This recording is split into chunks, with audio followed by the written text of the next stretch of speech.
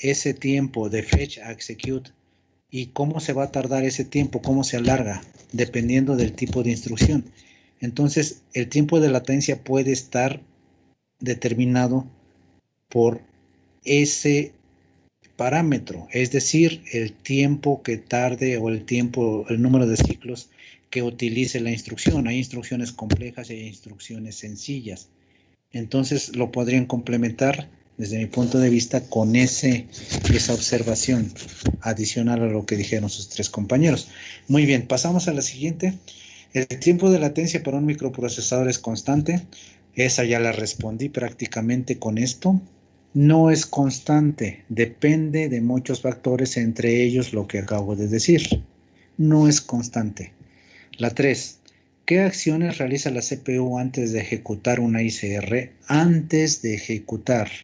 Adelante, Margarito.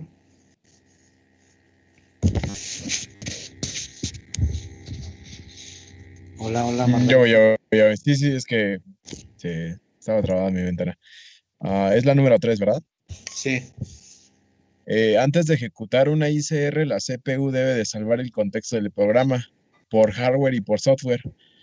Por hardware salva la PC y dependiendo del diseño de la CPU se pueden salvar algunos registros. Y por software, la CPU salva los registros más esenciales. El usuario, ok. Me gusta lo que escribió Margarito, nada más. Yo creo que no necesita, desde mi punto de vista, mayor complementación, excepto que no digas PC.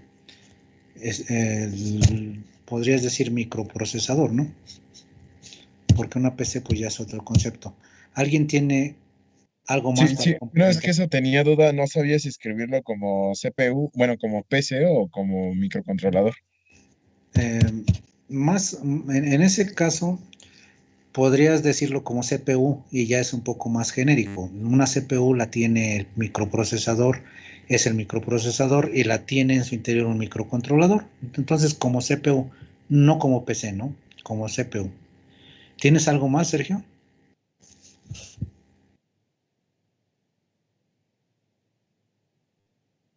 Hola, hola, Sergio.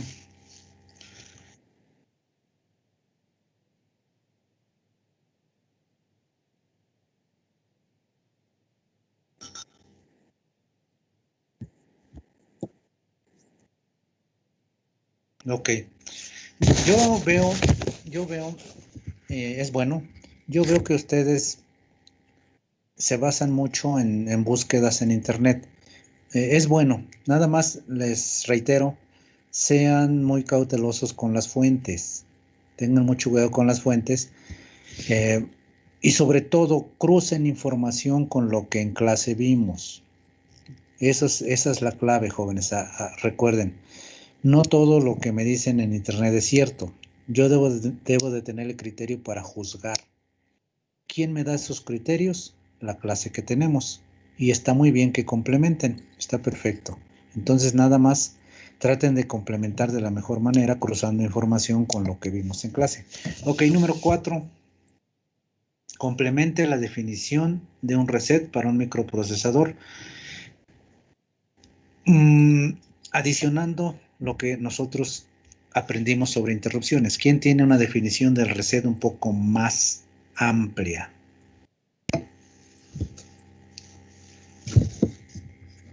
Karen, adelante, Karen.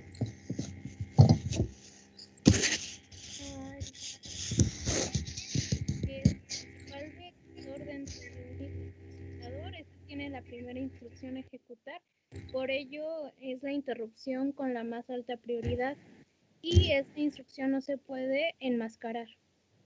Muy bien, perfecto, así lo dijimos. Ya está involucrando Karen el concepto de prioridad y el concepto de enmascaramiento, es decir, habilitar. ¿Alguien tiene más? ¿Alguien tiene extra? Para mí está ya satisfactorio. Creo que nadie. ¿Podría Basamos. repetirlo otra vez, por favor? Karen, por favor. Sí. Es el principal vector dentro de un microcontrolador. Este tiene la primera instrucción a ejecutar, Por ello es la interrupción con la más alta prioridad y no se puede enmascarar.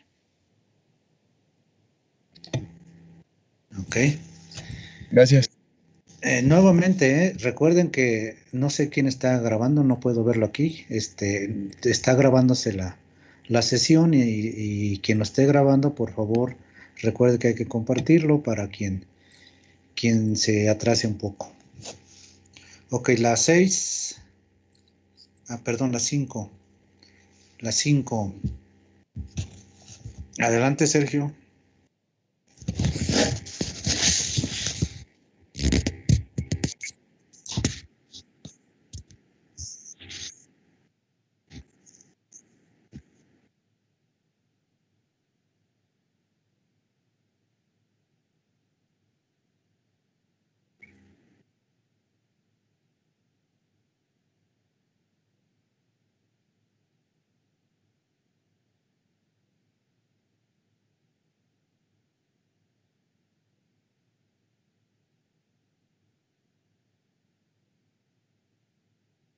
Ok. Justamente es lo que estaba diciendo.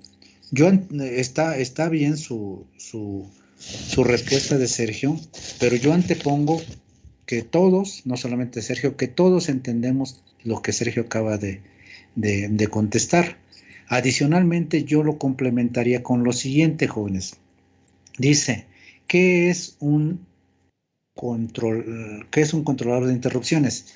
Ustedes lo pueden complementar con lo que nosotros ya sabemos. ¿Qué sabemos? Un controlador de interrupciones es un periférico externo al microprocesador, el cual se enlaza, se comunica a través de buses, el bus de direcciones, el bus de control, el bus de datos, y se le asigna un segmento de memoria para poder entablar un protocolo de comunicación con el microprocesador, entre paréntesis el usuario, ¿no? Yo lo complementaría con eso ya lo sabemos. Un periférico en general así se enlaza con así se liga con un microprocesador. Entonces, eso que Sergio acaba de contestar, anteponiendo, insisto, que todo se entiende, yo lo complementaría con lo que acabo de decir acerca de que un controlador de interrupciones es un periférico más. No viene incluido, sino que ya el procesador lo adiciona como un circuito externo y si se trata de un microcontrolador, este ya existe como un periférico interno al interior del mismo microcontrolador, que es una característica de los propios microcontroladores. ¿Alguien tiene más? ¿Alguien tiene más que quiera acabar de complementar?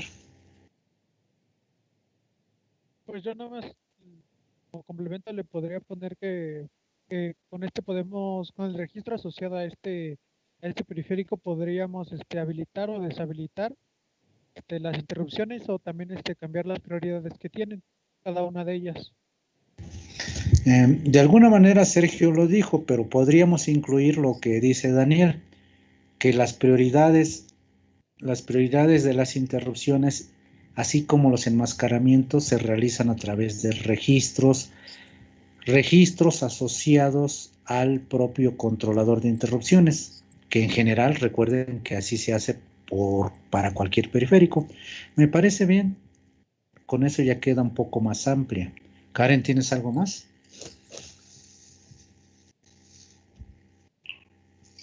No, profe, se me olvidó bajar mi mano. Ok, continuamos. La 6. ¿Por qué típicamente un microprocesador no tiene interrupciones internas? La respuesta es simple y al grano. Porque no tiene periféricos internos. Un procesador, por definición, todos los periféricos, es un sistema abierto, todos los periféricos los voy a instalar, los voy a conectar a través de buses.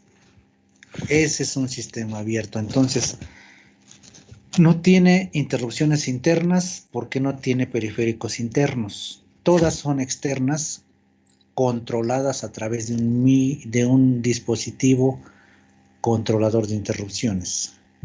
Esa es la respuesta de la 6. La 7. En los AVR típicos, ¿qué acciones deberá realizar el programador para lograr un sistema con interrupciones anidadas? Eso lo comentamos, la 7. ¿Quién lo tiene?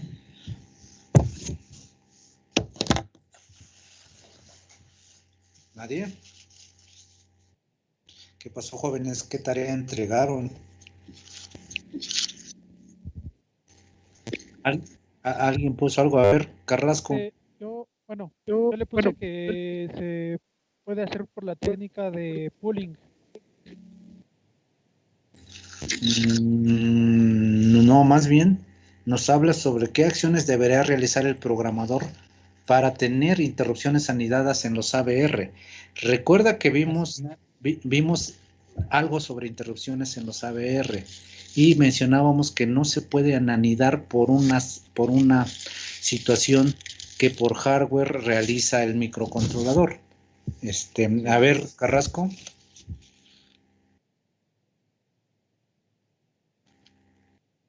Hola, Carrasco. Adelante.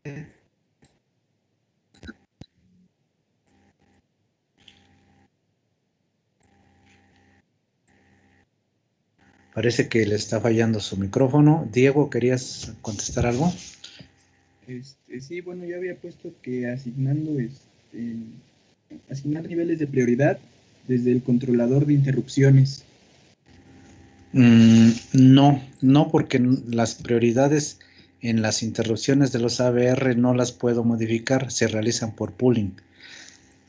Ok, parece que... Es porque por default los AVR desactivan las interrupciones cuando se activa una, ¿no? Exactamente, pero... Entonces lo que vimos que era lo recomendable para anidarlas es que al hacer las ICRs, la primera instrucción de todas las ICRs fuera activar activar las interrupciones. Exactamente. Justamente lo que acaba de decir Daniel es lo que tengo que hacer. Yo complementaría la respuesta de Daniel con algo más específico. Por hardware, el AVR lo que hace una vez que se salta la ICR es desactivar, es decir, enmascarar de forma global las interrupciones. Entonces, esto se realiza poniendo en 0 el bit I en el registro SREC. Entonces, la primera instrucción a la que se refiere Daniel es regresar a 1 el bit I del registro SREC. Así lo complementaría yo. Lo que dijo Daniel está bien, es genérico. Yo lo complemento particularizando un poquito. Esto es regresar al valor de 1, el bit I, en el registro SREC. De esa manera se habilitan de forma global las interrupciones y ya puede suceder una interrupción sobre otra interrupción y tener interrupciones anidadas. Esto lo puedo hacer por software y sería la primera instrucción. Ok, la siguiente, la 8. Para un microcontrolador con un esquema de interrupciones no vectorizadas, ¿qué acciones debería realizar el programador para identificar la fuente de interrupción y ejecutar la ICR adecuada o respectiva? Esto lo comentamos. ¿Tienes la respuesta, Eric? Sí, profesor, mire, lo que yo puse es leer el registro de banderas asociadas a las interrupciones para saber la fuente de la interrupción, posteriormente poder ir a su ICR. Exactamente. Eso es lo que hay que hacer. Muy bien, Eric Hernández. Eso es justamente lo que hay que hacer. No hay más que hacer ni más que complementar. Muy bien, es adecuada su respuesta de Eric. La siguiente, que sería para una interrupción cualquiera de un microcontrolador con un esquema vectorizado, ¿en qué caso la dirección de inicio de la ICR podrá coincidir con el vector de la interrupción? ¿En qué caso la dirección de inicio de la ICR podrá coincidir con el vector de la interrupción? Adelante, Carrasco, ya sirve tu micrófono. A ver si ya se escucha. Ya se escucha, ya. Instrucciones realizadas que ocupe la totalidad o menos del espacio de vector de interrupción. O sea, cuando no abarque más de el espacio definido por el vector de interrupción. En el espacio entre vectores. Ajá. Se trata ok. Se trata en realidad de no invadir vectores. Lo que se cortó un poquito, pero creo que le entendimos a Carrasco. De lo que se trata es que si la ICR cabe en el espacio entre vectores de cualquier arquitectura a la que estamos haciendo referencia, en ese caso se puede que el inicio de la ICR coincida o la ICR coincida con el vector de interrupción. Ese es un caso que puede suceder. Veíamos que en un 8051, en un microcontrolador 8051, el espacio entre vectores es de 8 bytes. Entonces sí puede haber ICRs de 8 bytes. En el caso de los ABR, prácticamente no puedo hacer eso, porque el espacio entre vectores es de 2 localidades. Solamente podría tener, en el mejor de los casos, podría tener 2 instrucciones y es muy difícil tener eso. Puede haber, pero se dificulta un poco más. Ok, esa es la respuesta adecuada. No sé si alguien tenga un complemento. Eric, ¿se te olvidó bajar la mano o tienes un complemento a esa respuesta? Se me olvidó bajar la mano, profesor. Ok, la siguiente.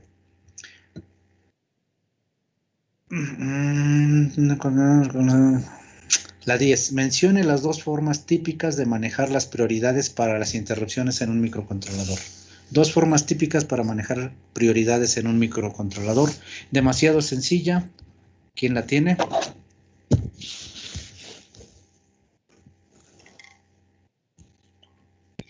Moisés, adelante. Yo pienso que la primera forma es con asignación de prioridades, pues las que tuvieran mayor prioridad se atenderían primero que las que se les delegó prioridad.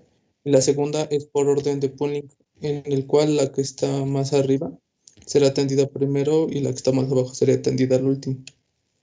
Ok, me quedó claro lo del pooling. En la primera, por favor, ¿la repites? No te escuché muy bien. Ok, es con asignación de prioridad. A las cuales se les asigna prioridad son atendidas primero que las que están en un estado bajo. Es correcto, nada más lo complementamos. Lo que tú dices y mencionas como asignación de prioridad, lo complementamos con asignación de prioridad mediante registros específicos, es decir, por software, donde tú le puedes dar prioridad por software. Esa es una forma. Recuerden el ejemplo que vimos del 8051, se le podía asignar prioridad por software en unos registros en el 8051. A diferencia, en el ABR, yo no tengo registros. Todo se resuelve por pooling. Es decir, por hardware, como el fabricante lo estableció. No me ofrece el fabricante registros para definir prioridades. Todo se define como la segunda forma que describió Moisés, por pooling, y eso lo podemos llamar por hardware.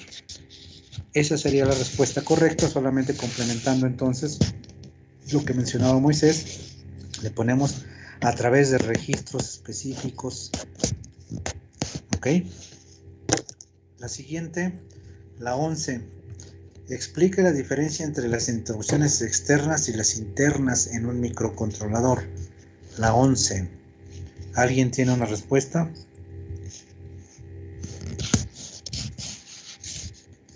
A ver, Claudio, por favor.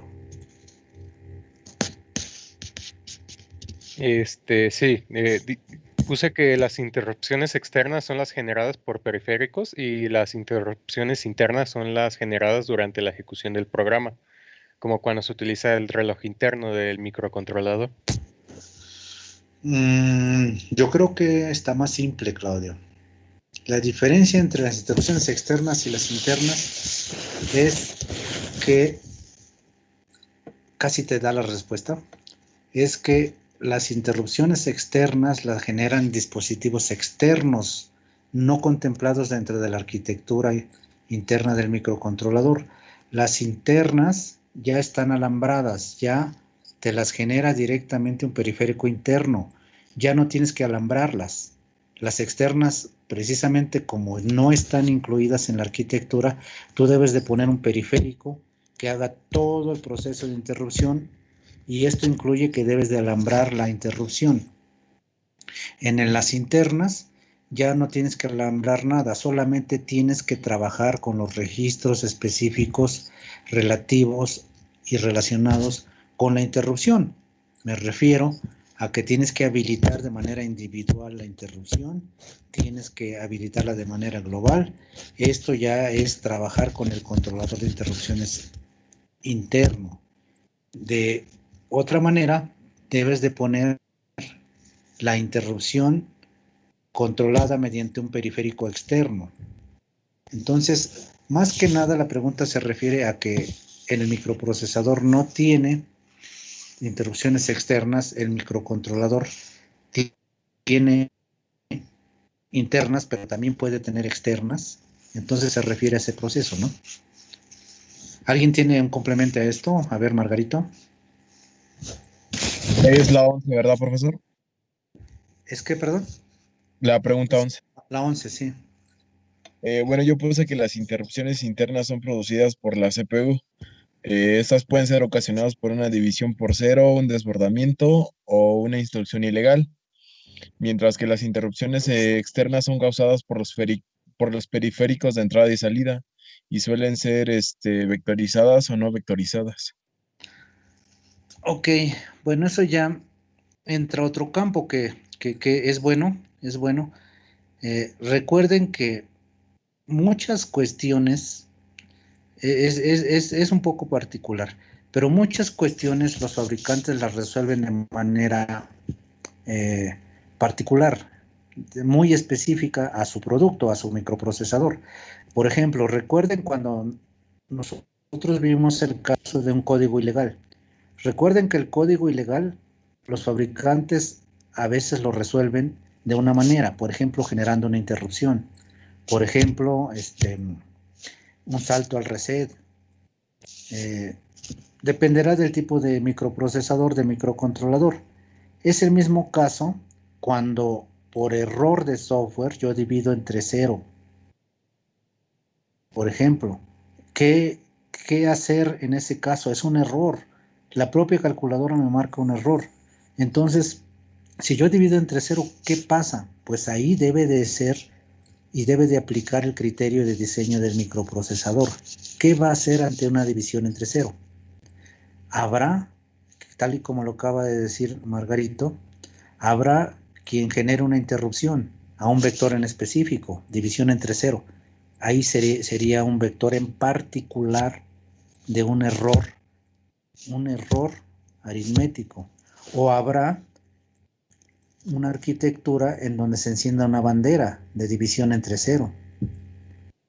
Entonces, lo que yo tengo que hacer como programador es definir la ICR si se trata de una interrupción o checar la bandera respectiva después de cualquier división para ver si no hubo un error de división entre 0.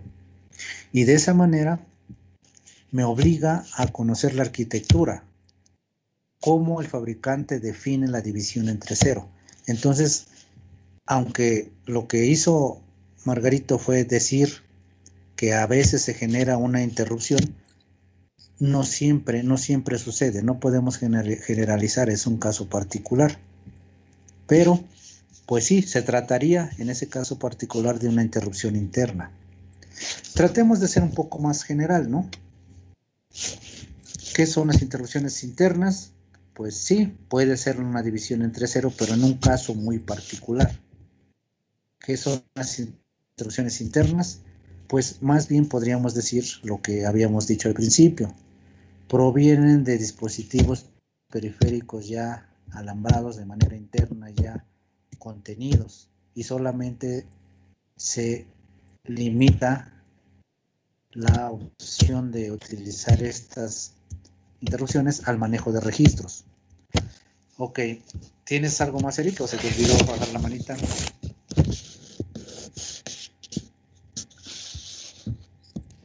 Se me olvidó, profe, una disculpa.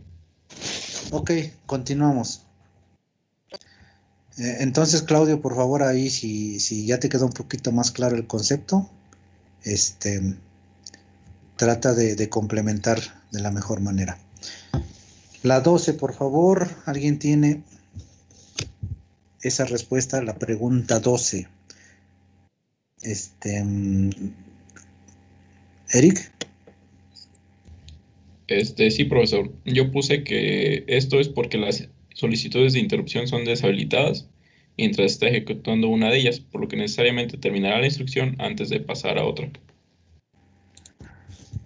Ok. Más que nada, yo creo que no va por ahí, Eric. Más que nada, tú te orientaste a la operación de una ABR. Y esta era una pregunta más general.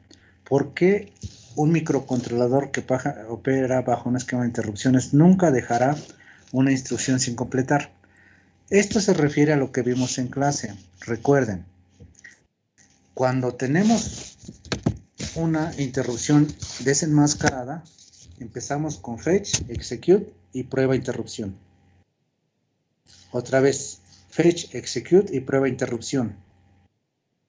Se genere donde se genere la interrupción, nunca me va a interrumpir el fetch ni el execute porque se prueba hasta el final. Fetch, execute, interrupción. Fetch, execute, interrupción. Se prueba hasta el final. Entonces, así se genere exactamente a la mitad entre el fetch y el execute, siempre se va a terminar la instrucción porque se prueba hasta el final. Recuerden, al ciclo de fetch execute, cuando desenmascaro interrupciones, se le añade hasta el final la prueba de interrupciones. Entonces, fetch execute, prueba. Fetch execute, prueba. Nunca hay posibilidad de que me deje la instrucción actual incompleta. Siempre me va a terminar la instrucción actual y luego, si se solicitó una interrupción, se hará el respectivo salto a la ICR, o al vector y a la ICR respectiva. Entonces, ¿por qué razón un microcontrolador nunca dejará una instrucción sin completar? Precisamente por lo que estoy diciendo. Fetch, execute, prueba de interrupciones. Nunca, entonces, hay posibilidad de que me deje una instrucción, una instrucción. No estamos hablando de ICRs, no estamos hablando de bloques de instrucciones. Estamos hablando de una instrucción. Siempre se termina la instrucción actual y si se generó una interrupción, se salta. Si no, otra vez, fetch, execute. Simplemente vean la diapositiva que tenemos en los apuntes. Ahí está claro, ¿no?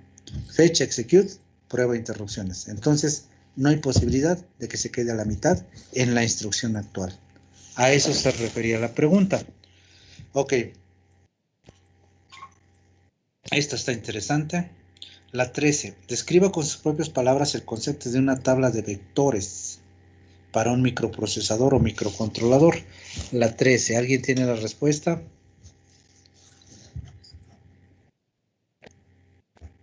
A ver, yo puse que la tabla de vectores nos indica la localización en cada registro de cada vector de interrupción que tiene el microcontrolador y en algunos casos podríamos incluir las ICRs dentro de estas localidades.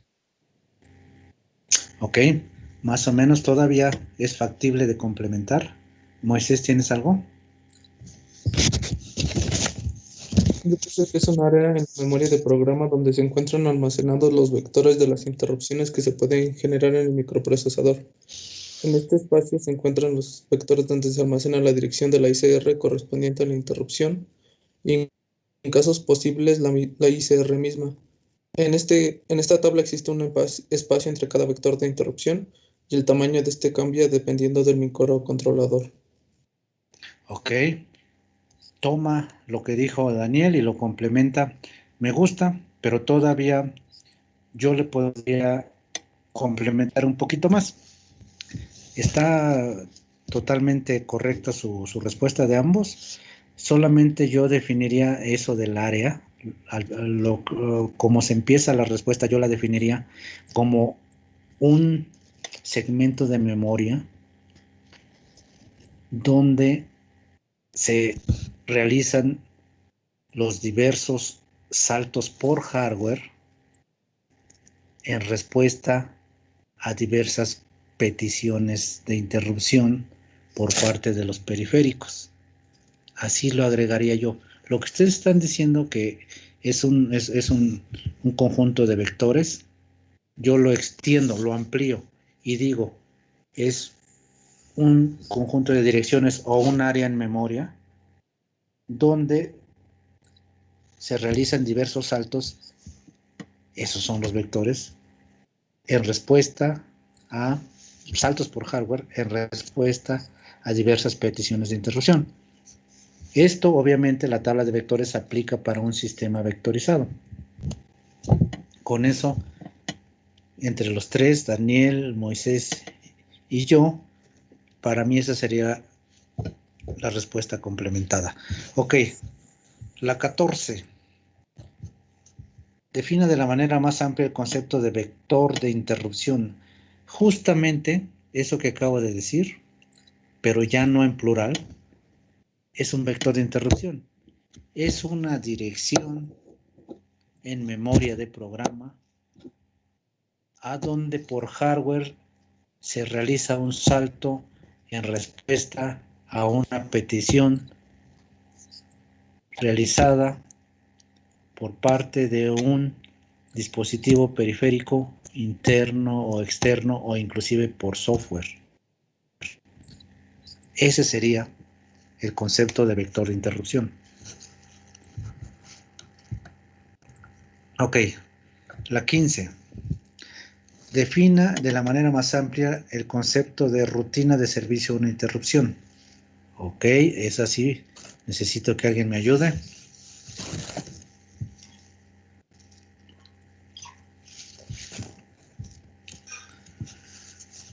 Nadie. A ver, lo elegimos democráticamente.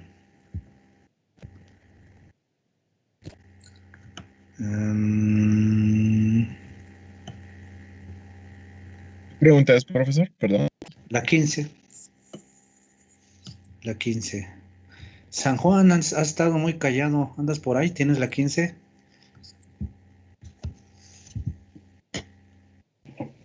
Ay, sí, aquí ando. Yo solo le puse que es una subrutina también llamada rutina de atención, la cual se ejecuta cada vez que ocurre una interrupción asociada. Ok. Ok. Es correcta. Lo que San Juan dice es correcto en el sentido de que es un segmento de código que solamente se ejecuta bajo ciertas condiciones. ¿Cuáles condiciones? Una petición de interrupción. La podríamos complementar, si ustedes quieren complementarla, diciendo, aunque ya está algo redundante, diciendo que a veces esta ICR puede coincidir con el vector, siempre y cuando el espacio entre vectores nos permitan eso. Y hasta ahí, a mí me parecería lo más completa. Muy bien, San Juan. San Juan.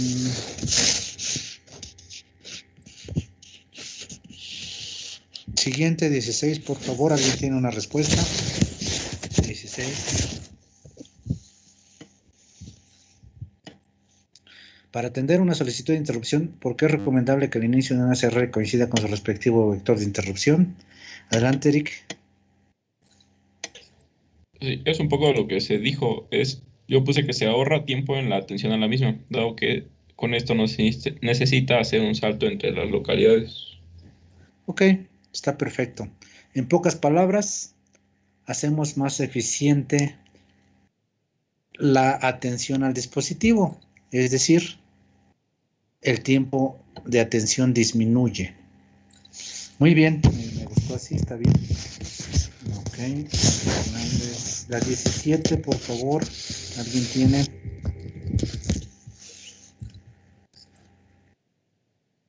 Describa con sus propias palabras el concepto de prioridades.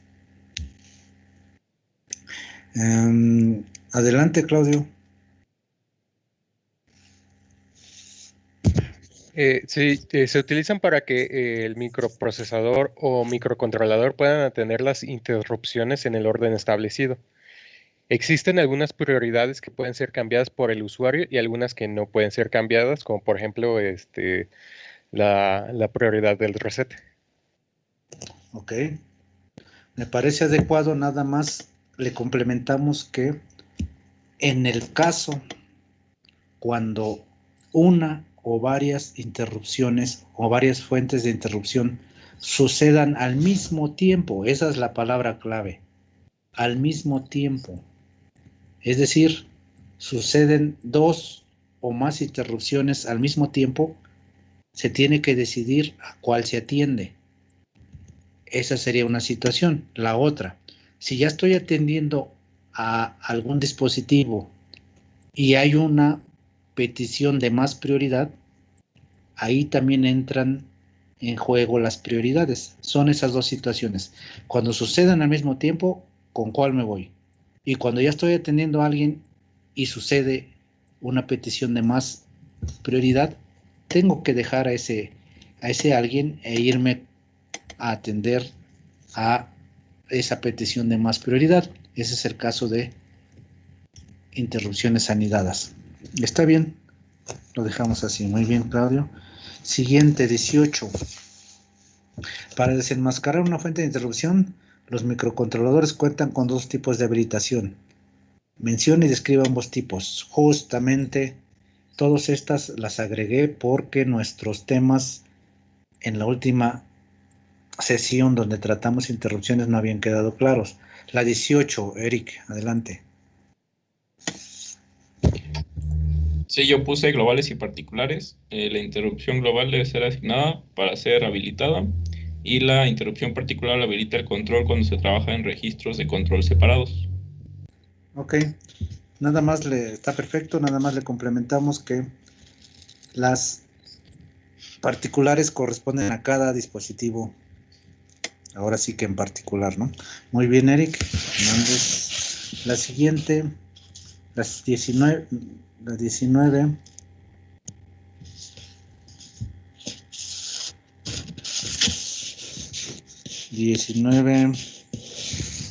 ¿Quién la tiene?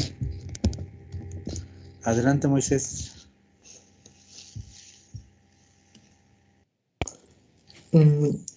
Lo que podría suceder en este caso es que me basé en lo que vimos en las diapositivas, que el puerto serial tuviera dos fuentes de interrupción que comparten un mismo vector. Cuando se transmite es una fuente de interrupción y cuando se recibe es otra fuente de interrupción. Pero para diferenciarlas se utilizan banderas. Cuando se transmite se enciende una bandera y esta no se apaga hasta que se deja de transmitir, y lo mismo sucedería cuando se recibe. Perfecto. Perfecto.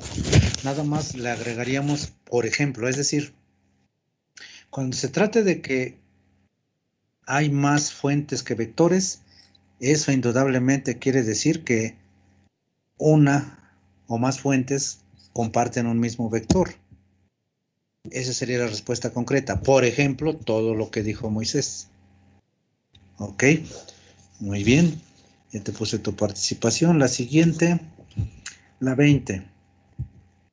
Teóricamente, el microprocesador de una computadora solamente cuenta con una entrada de interrupción y es necesario un periférico para administrar diversas fuentes de interrupción. Le llamamos controlador de interrupciones. Sin embargo, puede manejar diversas interrupciones ligadas al BIOS y el sistema operativo. ¿Cómo se le llama este tipo de interrupciones? Por ahí ya las mencionaron. ¿Quién tiene la respuesta? No sé si se les olvidó bajar su manita, pero de todos modos, a ver, Eric.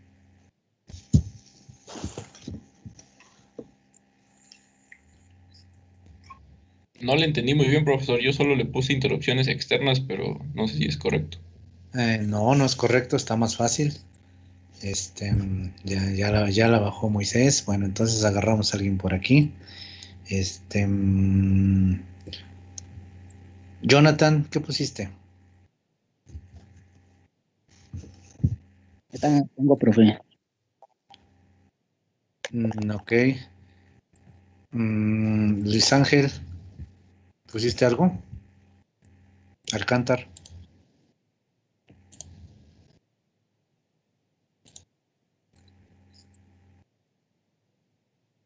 Hola, hola, Luis Ángel. Eric, ¿está levantando la mano? ¿Serían interrupciones anidadas, profesor? No. Ahí la respuesta dice, están ligadas al BIOS y al sistema operativo. ¿Cómo se le llama este tipo de interrupciones? Interrupciones por software. Esa sería la respuesta. En las interrupciones por software no necesito tener entradas de interrupción. Solamente se hace, la petición de interrupción se hace mediante una instrucción.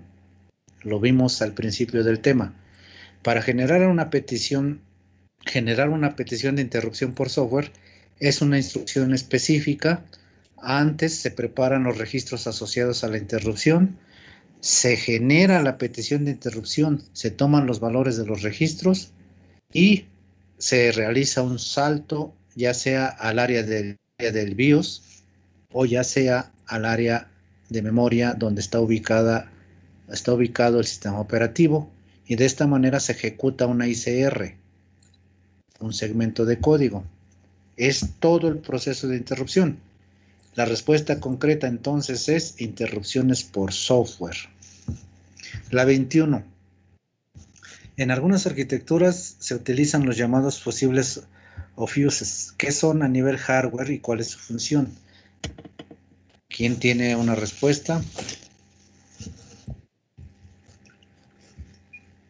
Adelante, Eric. Sí, son 3 bytes de memoria permanente, fuse high byte, fuse low byte y extended fuse byte, los cuales determinan algunos parámetros de funcionamiento del microcontrolador. Los fusibles son un espacio en la memoria del microcontrolador que sirven para cambiar algunos parámetros del mismo. Son bytes y estos ya vienen con un valor establecido. Puedo cambiarlos a través de una interfaz serial o paralela.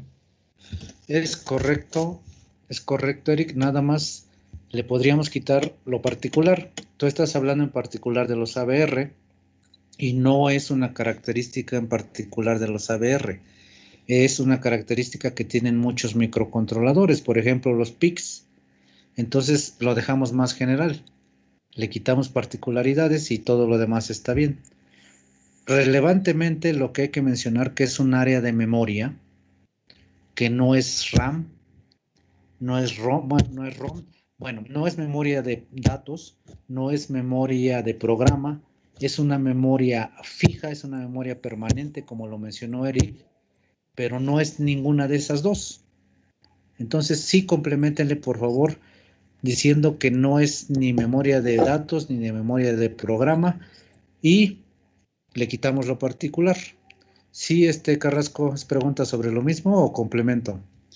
Sí, bueno, yo también escribí que determinan características del microcontrolador como el bootloader y el voltaje del BOD, no sé si estoy bien. Sí, es correcto, nada más que ya estamos cayendo otra vez en lo particular para el ABR. Ok. Es correcto. Lo general sería lo que mencionó al final Eric, que determinan algunos parámetros de operación del microcontrolador, sin mencionar particularidades, ¿no? Muy bien, la siguiente, que sería la 22. ¿Por qué al programador de Arduino en su IDE no se le ofrece la posibilidad de modificar los fusibles? 22, esto es algo interesante que ya lo hemos mencionado hasta el cansancio. ¿Quién tiene una respuesta? La tendrá saber ¿quién? Luis Ángel, ¿no tienes por ahí la respuesta? Luis Ángel. Hola, hola, Luis Ángel. Oh, parece que se nos durmió Luis Ángel. Adelante, Claudio. Yo puse que ya que estos no pueden ser cambiados a través del programa de usuario, deben ser cambiados por algún programa aparte que el fabricante ofrece. En el caso de Arduino, si no mal recuerdo, es el BitBurner o algo así que se llamaba, no recuerdo bien ese nombre. Ok. Lo podríamos dejar, pero lo complementamos. Tu respuesta, Claudio, la complementamos con que la filosofía de Arduino, es que si no, ahí sí nos habla de una particularidad, nos habla de Arduino. Lo que le podríamos agregar es la filosofía de Arduino orientada a hacer las cosas demasiado simples. Es la razón por la cual no se ofrece al usuario la posibilidad de cambiar estos parámetros. Recuerden que para programar en Arduino no necesito conocer la arquitectura. Entonces esa es su filosofía. Esencialmente no me ofrece eso. Arduino lo utiliza, pero no me lo ofrece directamente porque pues no es su filosofía. ¿Ok? Muy bien, Claudio. Continuamos. Mencione y describa el esquema de prioridades que utiliza el ATmega 328, una particularidad para sus fuentes de interrupción. ¿Qué esquema de prioridades utiliza el microcontrolador ATmega 328? Vamos con San Juan otra vez. ¿Qué pusiste?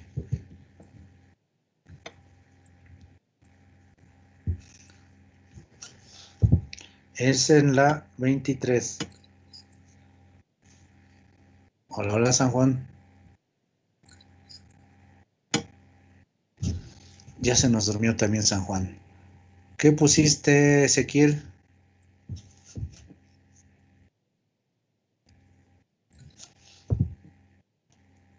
Hola, hola, Ezequiel. También ya se nos durmió. ¿Qué pusiste, Daniel? Yo, no recuerdo que más bien no me acuerdo de esa parte. No, la dejé en blanco esa pregunta, profe. El esquema de prioridades que utiliza el microcontrolador ATmega 328, la respuesta es, en la diapositiva está, utiliza un esquema de pooling. De arriba hacia abajo se checa. Si suceden dos o más interrupciones al mismo tiempo, se atiende la que esté más arriba. Es un pooling. Recuerden que lo explicamos. No me permite cambiar prioridades el ATmega 328, sino que por hardware, si sucede dos o más interrupciones al mismo tiempo, la que se atiende es la que está más arriba. Y si se dan cuenta, en la tabla de vectores el reset está hasta arriba, está en la dirección 0 y vamos de 0 hacia abajo. Entonces la respuesta es, utiliza un esquema de pooling. La siguiente, ¿es posible cambiar el orden de las prioridades de las interrupciones en el ATmega 328? Lo mismo, está fija, está ya definida por hardware, entonces ese pooling no se puede cambiar. Quien tiene la posición más alta, el reset, luego siguen las externas y luego varias. Quien tiene la posición más alta es el que tiene la mayor prioridad y ya no es posible cambiar ese orden de prioridades. Definitivamente el esquema de prioridades del ATmega 328 no es lo mejor. En ese sentido, recuerden que vimos un ejemplo con el 8051 y ahí su sistema de prioridades es muy versátil porque utiliza la asignación de prioridades por registro en dos niveles y en cada nivel aplica un esquema de pooling. Entonces, su sistema de prioridades es muy versátil. El del 8051, el del ATmega 328 es muy drástico, muy amarrado, no tiene forma de cambiarse, es un pooling. Continuamos. En la terminología de los microcontroladores, ¿qué significa dejar libre la tabla de vectores? Es una pregunta muy interesante. ¿Quién tiene esa respuesta?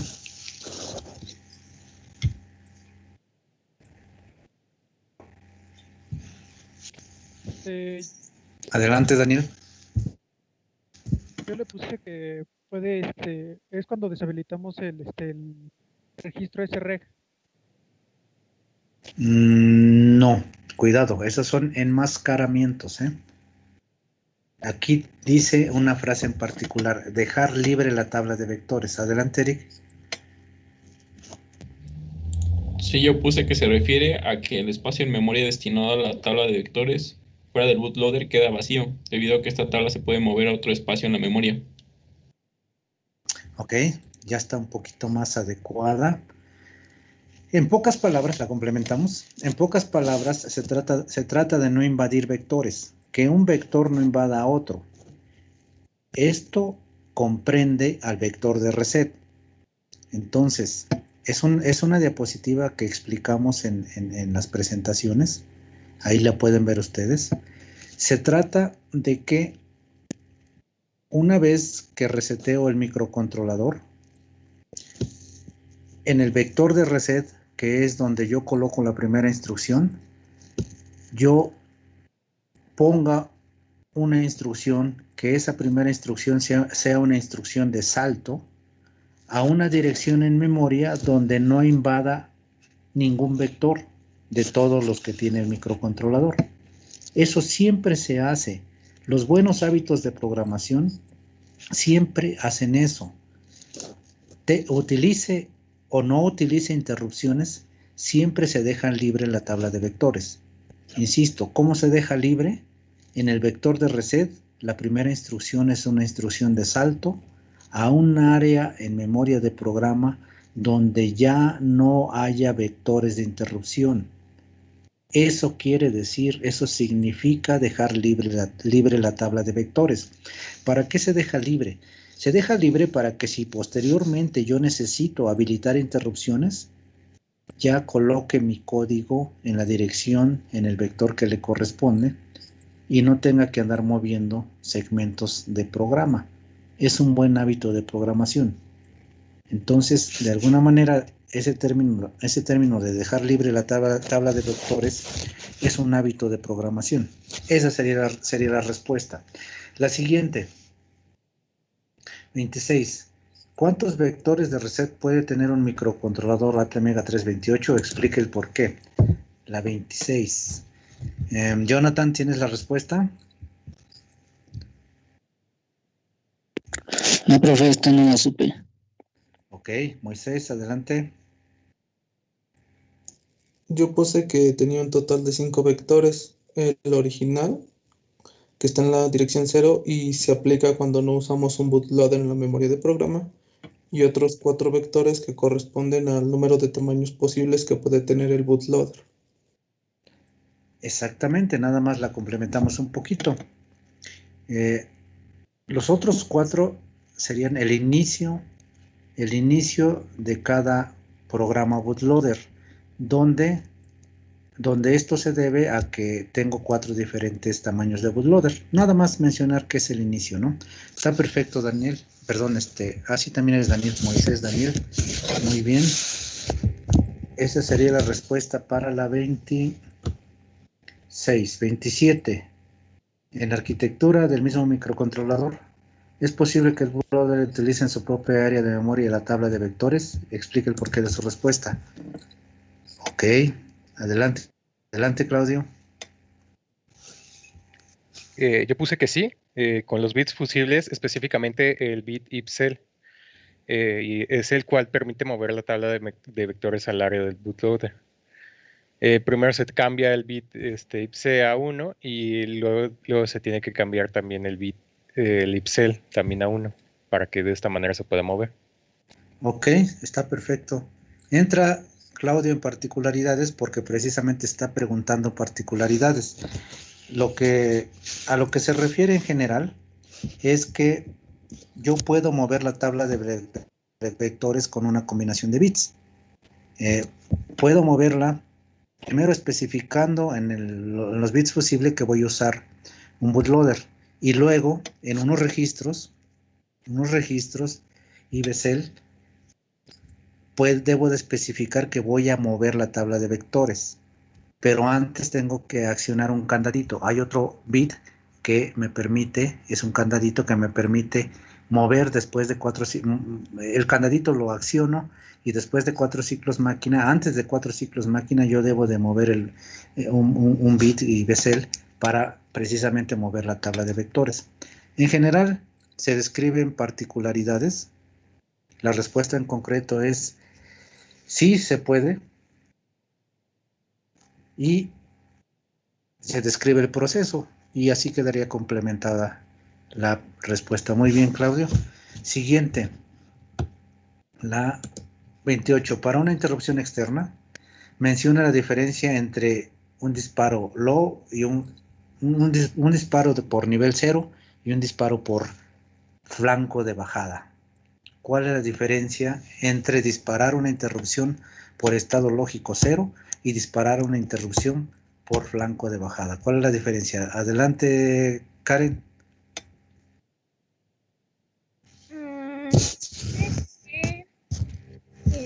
La diferencia es que en la señal, bueno, de disparo low, lanza la interrupción cuando el pin está en estado bajo, mientras que en falling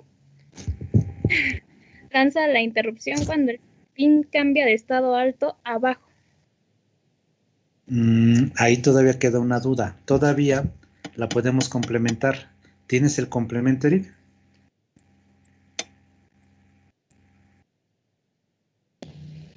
Sí, bueno, pues lo que yo puse es que ambas suceden cuando hay un cambio de 1 a 0. La diferencia es el tiempo en que transcurren.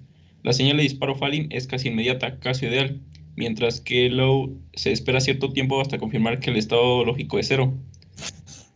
Exactamente. Hay un tiempo que se le llama tiempo de sostenimiento. Entonces, como lo dice Eric, cuando es una interrupción disparada por flanco, casi es inmediata, no se debe de esperar un tiempo.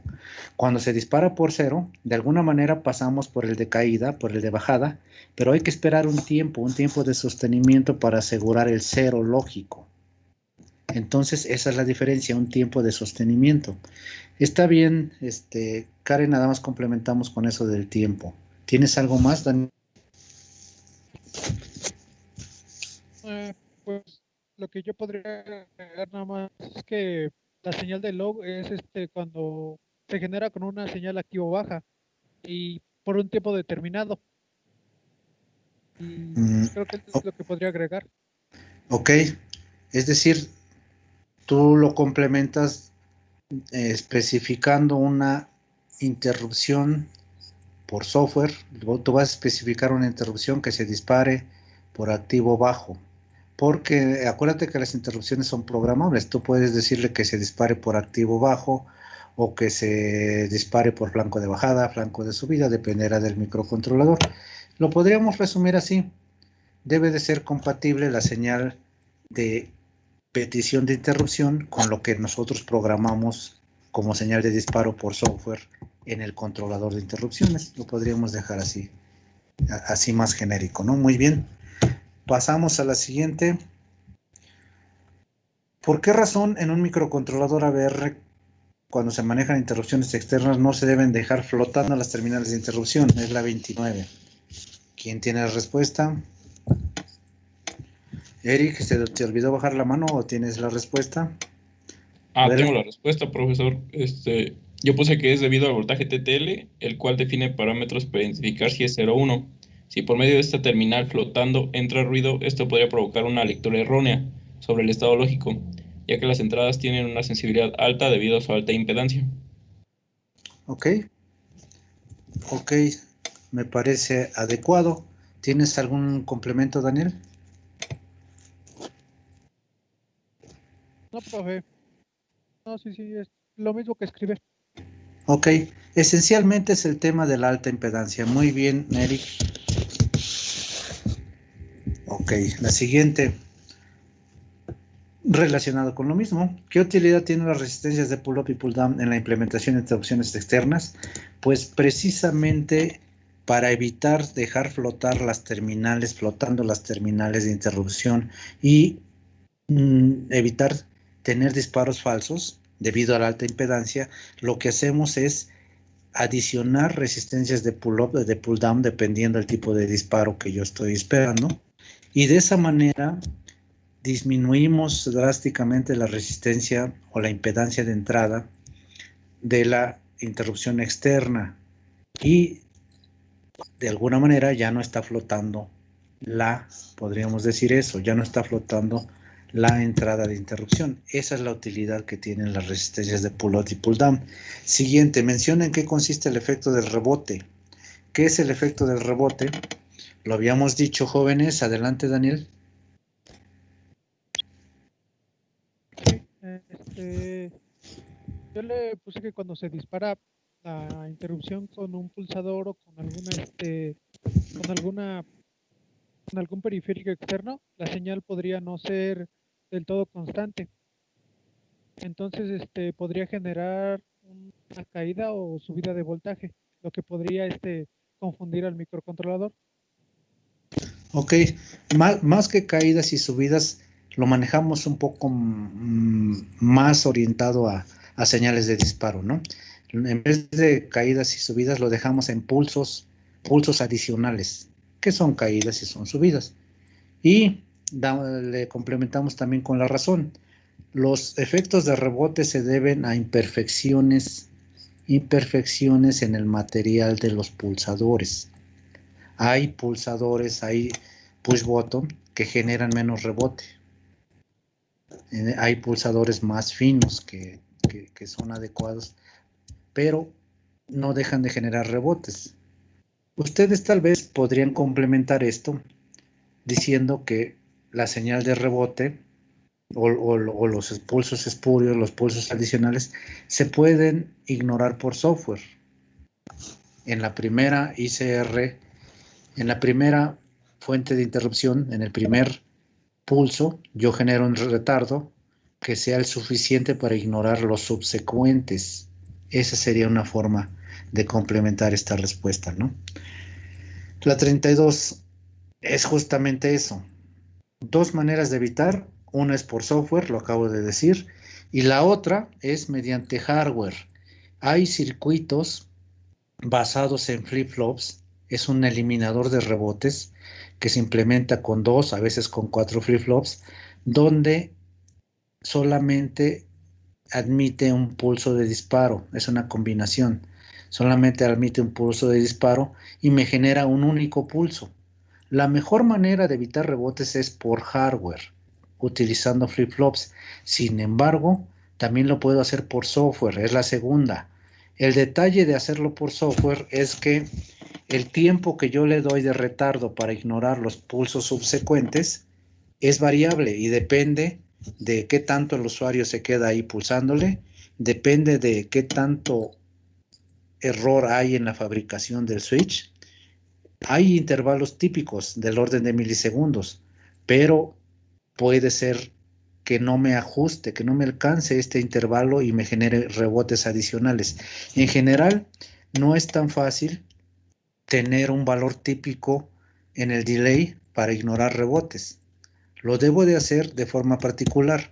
Pongo un switch y veo cómo reacciono con cierto retardo. Si todavía tengo muchos rebotes, aumento el retardo. Si ya no tengo ni siquiera uno o dos, lo voy ajustando. Entonces hay un proceso de ajuste. Y por hardware, que es el segundo método, es la solución universal. Son las dos formas de evitar rebotes. 33. Mencione para un compilador de lenguaje de alto nivel, mencione por qué es recomendable un programa orientado a interrupciones. En un programa orientado a interrupciones, para el caso de un compilador de un lenguaje de alto nivel, mencione por qué es recomendable en un programa orientado a interrupciones especificar las variables de una ICR con el calificador volátil. Adelante, Claudio.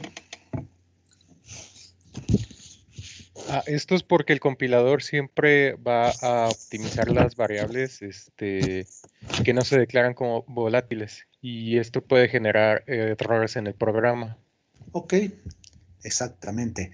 Siempre los compiladores, cuando yo le doy ahí checar o compilar, me inicia un proceso de optimización. Hay también niveles de optimización. En las configuraciones de los compiladores yo le digo que sea agresivo, que no sea agresivo, que compile, que optimice mucho, que optimice poco. Entonces hay un proceso de optimización. o definitivamente le digo que no optimice. Bueno, si voy a decirle que optimice, una forma de etiquetar que no se meta con ciertas variables, como lo dijo Claudio, es etiquetándolas con el calificador volátil. Muy bien, Claudio. Siguiente. ¿Tiene sentido hacer eso en lenguaje ensamblador? La 34. ¿Alguien tiene una respuesta para la 34? Adelante, Daniel. Yo le puse que en ensamblador no, porque ensamblador no trata de optimizar nada porque trabaja solamente con registros internos. Justo, esa es la respuesta. En ensamblador no tengo esa opción. Esa opción es para compiladores. En ensamblador estoy programando al más bajo nivel. Ahí el programa que ensambla, el ensamblador, no se mete con optimizaciones. La optimización en general se refiere al manejo de la memoria, a hacer variables, definir variables, acomodar variables, etc., etc., etc. Y cuando yo programo en ensamblador, yo tengo el poder, yo tengo la facultad de usar los recursos como a mí mejor me parezca. Es una característica de la programación en lenguaje ensamblador. Entonces ni siquiera tengo esa opción de declarar variables volátiles. No tiene sentido. La 35. Una ventaja de utilizar los registros asociados a los periféricos relacionado con las interrupciones en la IDE de Arduino. ¿Cuál sería una ventaja para eso? Ok. Daniel, ¿tienes una respuesta? ¿O se te olvidó bajar la mano? Se me olvidó bajar la manita, profe. Ok, Eric. Sí, yo puse que son de fácil acceso y por lo tanto se pueden utilizar en puertos digitales. Generamos mucho menos código y por lo tanto la ejecución de nuestro programa será más rápido. Ya que hacerlo de manera arduiniana, usamos programas genéricos que contienen mucho código. Definitivamente no tengo nada que agregarle, no tengo nada que complementarle por mi parte. Es justamente la respuesta adecuada. Muy bien, Eric. Hasta utilizaste el término arduiniano. Ok, siguiente. 2 recomendaciones importantes para la implementación de una ICR en un microcontrolador. Esas las tenemos definitivamente en las presentaciones. ¿Cuáles serían esas dos? ¿Quién puso, por ejemplo? ¿Quién? Adelante, Claudio, dime una y Daniel, dime otra. Se recomienda que la ICR tenga el menor tiempo de ejecución posible. Esto quiere decir que el código sea lo más simplificado. Perfecto. ¿Otra, Daniel? Que la ICR no reciba ni regrese ningún parámetro. Perfecto. Con esas dos tenemos. Si quisieran una adicional, recuerden, los print, serial print, están prohibidísimos. Ok. La 37. Para la ATmega 328, ¿es posible que la ICR de una interrupción coincida con el vector asociado a la misma interrupción? Esta yo de alguna manera la mencioné arriba. Es muy difícil, sí se puede, pero es muy difícil que coincidan, ¿no? Sí se puede, pero ¿en qué casos se puede? En los casos cuando, por ejemplo, solamente incremente yo el valor de una variable, que la ICR sea incrementar el valor de un contador. Eso sí me cabe en 2 localidades de memoria, que es el espacio que tengo entre vectores del ABR. En ese caso muy particular sí puede coincidir la ICR con el vector, pero en la mayoría, cuando las ICR son largas, de aquí radica la importancia de escribir ICRs cortas. Cuando las ICR son largas o más, ocupan más de 2 localidades, definitivamente no me va a poder coincidir el vector de interrupción con la ICR. Entonces, esa sería la respuesta. Sí es posible que coincida, pero en casos muy, muy, muy, muy contados. 38. En el programa del ejercicio 3 de la función interrupts desenmascara las bla, bla, bla. ¿Qué tenía que hacer? Ese es un ejercicio. Utilizando el registro respectivo, lo que tenía que hacer es justamente, a ver, esto sí es importante. Sí, yo creo que alguien lo hizo, antes que nada. ¿Alguien lo hizo? Nadie lo hizo, lo comentamos en Sí. clase. Sí, era habilitar el registro SREC, ¿no?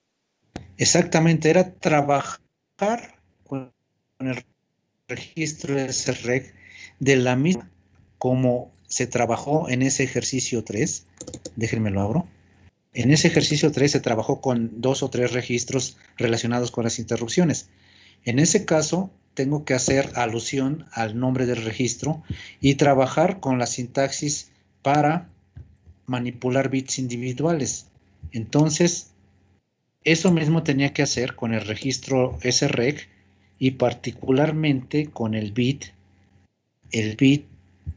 I. Sí, el BT. El bit I, déjenme encuentro eso para que lo puedan ver. Estamos hablando de un programa en Arduino, ok.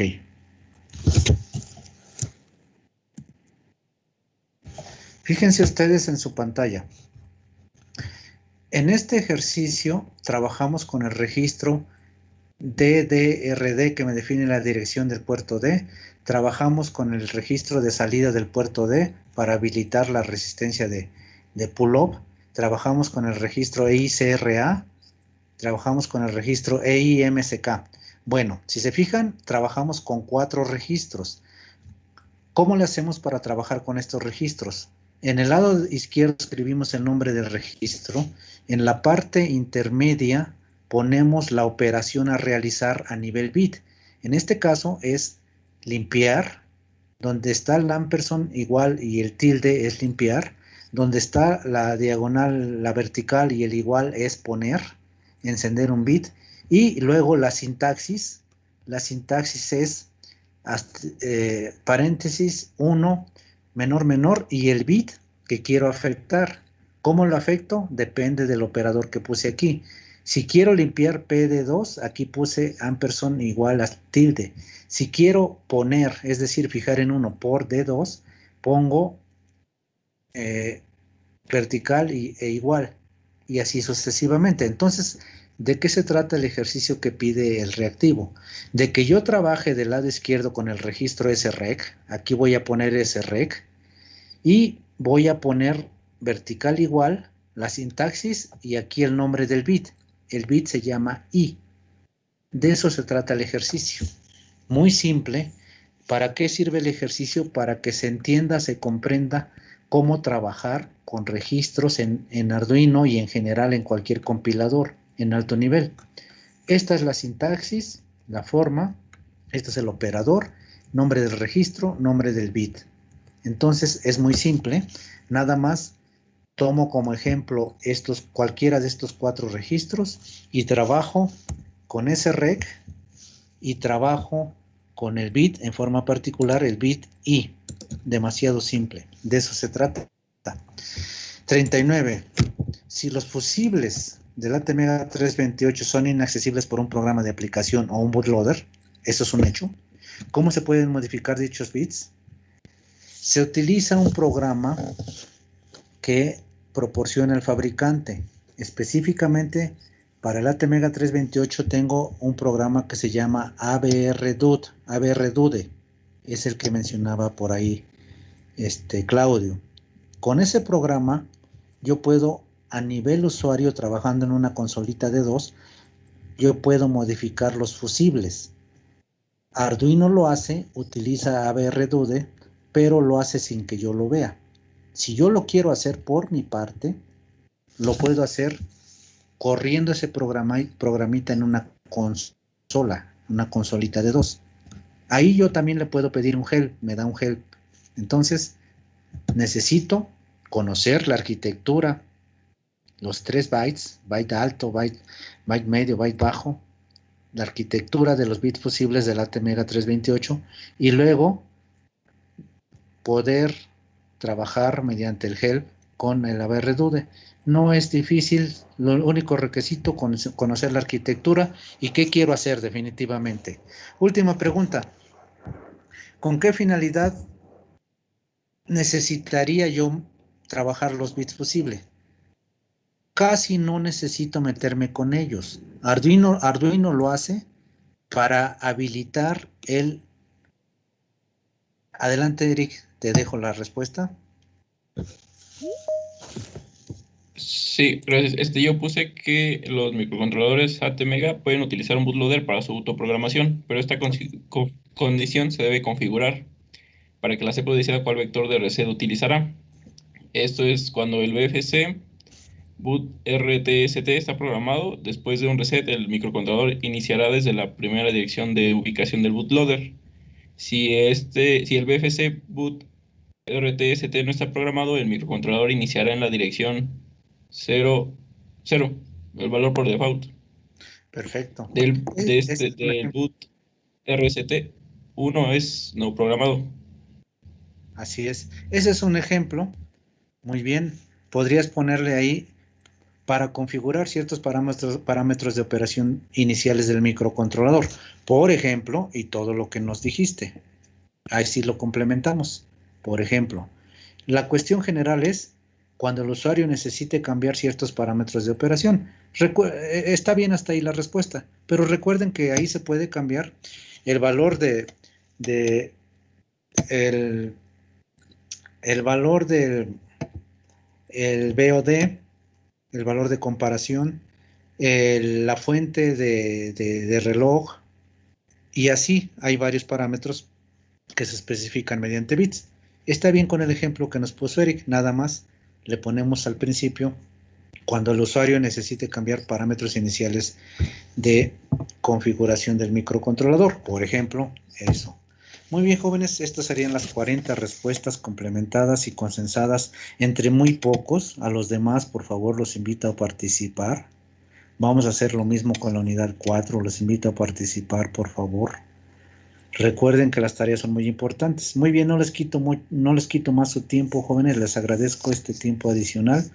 Mañana, les recuerdo, mañana por la tarde yo les mando sus exámenes personalizados y se los voy a mandar, unidad 3, como una tarea que caduca el miércoles por la noche. Ok, nos vemos entonces el jueves. Ahí les recuerdo por la plataforma cuando les envíe sus exámenes. Por favor, resuelvan de la mejor manera. Recuerden la forma de evaluar, son 3 puntos. Vamos, hay que tratar de ir por los 3 puntos, ya saben ustedes cómo. Si no hay comentarios, si no hay dudas al respecto, les agradezco mucho su tiempo, su participación. Nos estamos viendo el día jueves. Muchas gracias, profe. Hasta luego. Gracias a ustedes, jóvenes. Está bien, profe. Gracias. Hasta luego. Cuídense mucho, por favor. Nos estamos viendo. Igual usted, profesor. Gracias.